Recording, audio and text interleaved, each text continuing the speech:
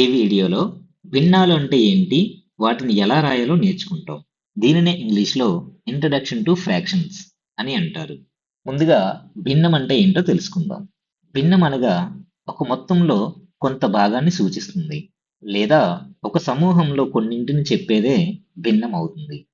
ఉదాహరణకు ఒక చతురస్రం తీసుకుందాం. ఇది మొత్తం భాగం అవుతుంది. దీనికి అడ్డంగా ఒక గీత గీశాను. అప్పుడు ఇది రెండు సమాన భాగాలు అయ్యింది. దీనికి నిలువుగా ఒక గీత గీశాను. అప్పుడు ఇది 4 సమాన భాగాలు అవుతుంది. కాబట్టి దీనిలో మొత్తం 4 భాగాలు ఉన్నాయి. ఈ చతురస్రంలో ఒక భాగాన్ని వేరే రంగుతో నింపుతున్నా. అయితే ఈ భాగం యొక్క విలువ ఎంత అవుతుంది?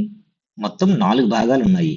అందులో ఒక భాగాన్ని నేను ఎంచుకున్నాను. కాబట్టి ఆ భాగం యొక్క విలువ 1/4 అవుతుంది.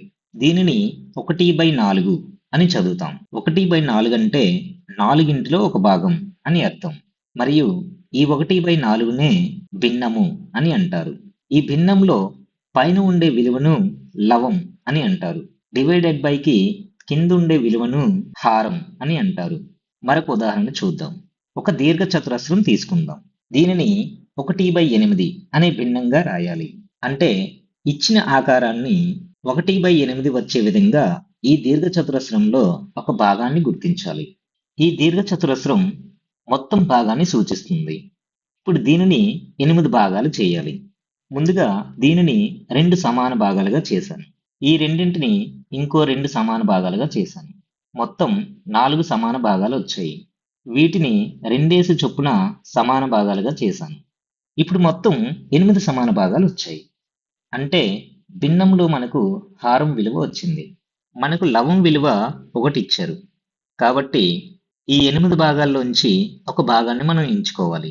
ఈ 8 భాగాల్లో ఏదైనా తీసుకోవచ్చు, కానీ ఏదైనా ఒక భాగం మాత్రమే గుర్తించాలి.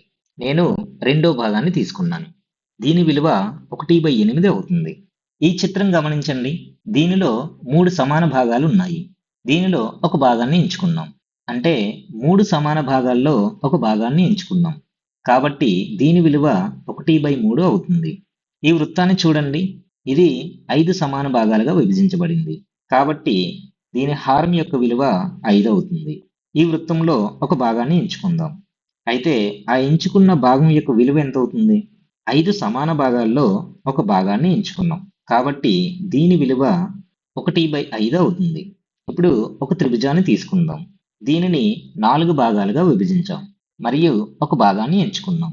అయితే దీని విలువ 1/4 అవుతుందా? అవ్వదు. ఎందుకంటే మనం తీసుకున్న ఆకారాన్ని సమాన భాగాలుగా చేసినప్పుడు మాత్రమే ఒక భిన్నమును రాయగలం. సమాన భాగాలుగా విభజించలేనప్పుడు భిన్నంగా రాయలేము. ఈ త్రిభుజంలో 4 భాగాలు సమానంగా ఉన్నాయా? చూడండి, లేవు కదా.